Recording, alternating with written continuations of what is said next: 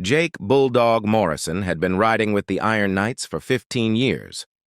At 42, with arms covered in faded tattoos and a beard that reached his chest, he'd seen his share of trouble. But nothing, absolutely nothing, had prepared him for the sight of this tiny, terrified child grabbing onto his leather vest with her small fists, her brown eyes wide with panic and pleading. The conversations around him stopped. The laughter died. 6 other bikers, men who'd earned their road names through years of loyalty and brotherhood, turned to face the little girl who'd just shattered their peaceful lunch stop. "Slow down, sweetheart," Jake said, kneeling down to her level, his rough voice softening in a way that surprised even him. "What's your name?" "Emma," she gasped between sobs. "My name's Emma, and they're hurting my mama. The bad men, they came to our house, and Mama told me to run to get help. And I ran, and I saw you, and please, you have to help her!" Marcus Wrench Coleman, the club's vice president, was already pulling out his phone to dial 911, but Jake knew what he and every other man there was thinking. By the time the cops arrived, it might be too late. He looked at Emma's scraped knees, at the way her whole body shook, at the desperate hope in her eyes that said she'd placed all her faith in these strangers. "How far?" Jake asked. The blue house. The one with the broken fence. That way." She pointed down the street, her finger shaking. Jake looked at his brothers. No words were needed. They'd made a pact years ago when they formed this club. It wasn't just about the bikes, the freedom of the open road, or the brotherhood. It was about standing up when others wouldn't. About being the kind of men who didn't look away when someone needed help. In 3 seconds flat, 7 motorcycles roared to life. "Stay here with Sandy," Jake told Emma, gesturing to the waitress who'd run out of the diner. But Emma shook her head violently. "I'm coming. I know which house." There wasn't time to argue. Jake lifted her onto the back of his bike, made sure she held on tight, and took off, the thunder of 7. Harleys rumbling through the quiet. Suburban street, like rolling thunder before a storm. Emma's directions led them 4 blocks down to a neighborhood that had seen better days. Houses with peeling paint and overgrown yards lined the street. And there, exactly as she'd described, stood a small blue house with a white picket fence that leaned at a dangerous angle, half its slats missing. Jake's stomach tightened when he heard it, a woman's scream cut short. The bikers didn't hesitate. Jake barely got his kickstand down before he was off the bike, running toward the front door with Emma scrambling behind him. He held up his hand, stopping her. "You stay right here. Don't move." The front door was ajar. Through it, Jake could see a living room in chaos, overturned furniture, shattered glass, and 3 men surrounding a woman curled on the floor, her arms wrapped protectively around her head. One of the men drew his leg back, preparing to kick her again. "Hey!" Jake's voice boomed through the house like a gunshot. 3 heads snapped toward the door. The men were young, maybe mid-20s, wearing wife-beaters and jeans, their arms marked with gang tattoos that Jake recognized from his days working with at-risk youth. The biggest one, a guy who looked like he spent more time in the gym than anywhere else, sneered. "This ain't your business, old man. Get lost before you get hurt." Jake didn't respond with words. He didn't need to. Behind him, 6 more bikers filed through the door, filling the small living room with their presence.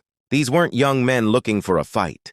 These were grown men who'd lived hard lives, who'd survived things these punks couldn't imagine, who carried themselves with the kind of quiet confidence that comes from knowing exactly what they're capable of.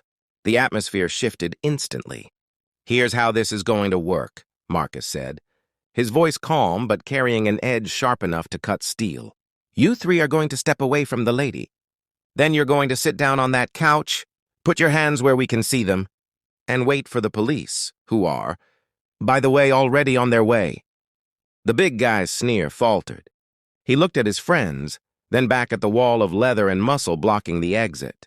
Whatever drug-fueled courage had brought them here was evaporating fast. She owes money."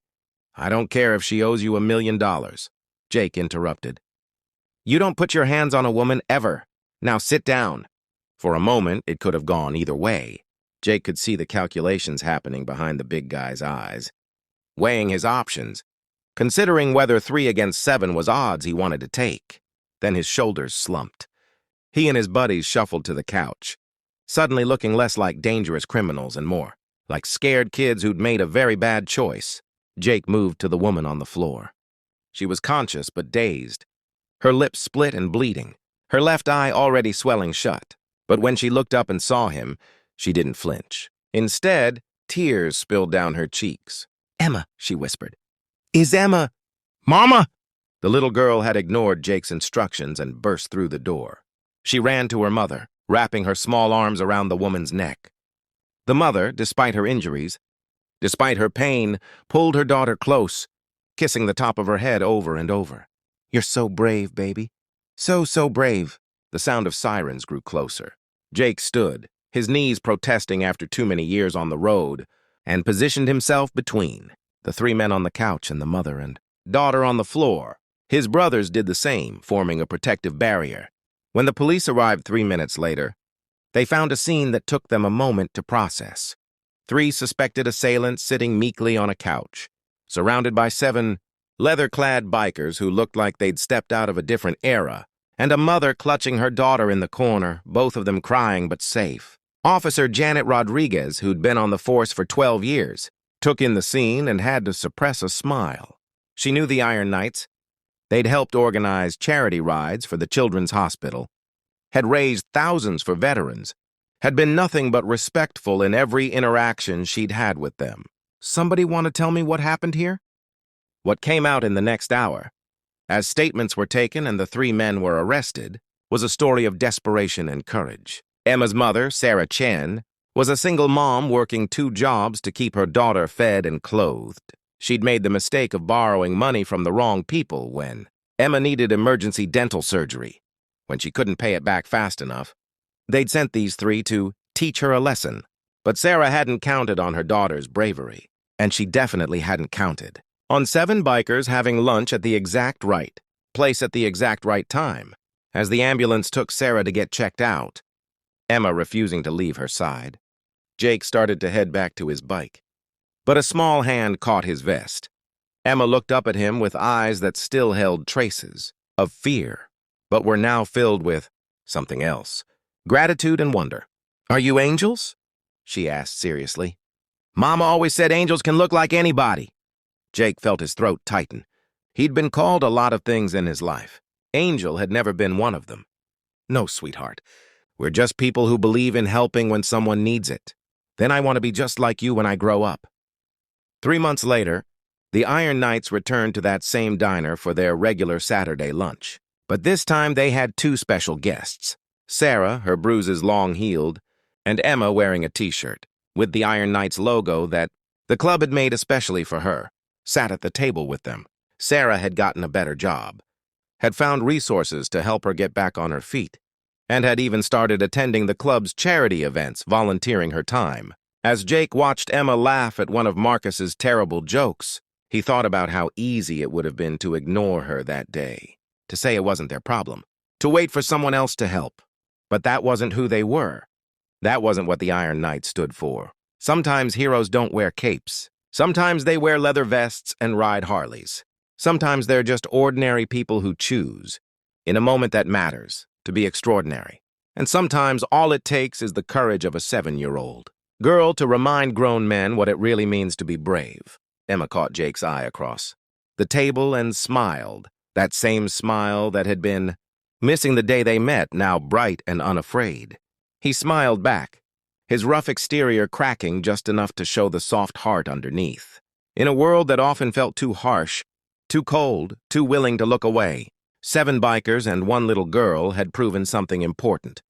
Kindness isn't dead. Courage comes in all sizes, and sometimes the family you choose rides together.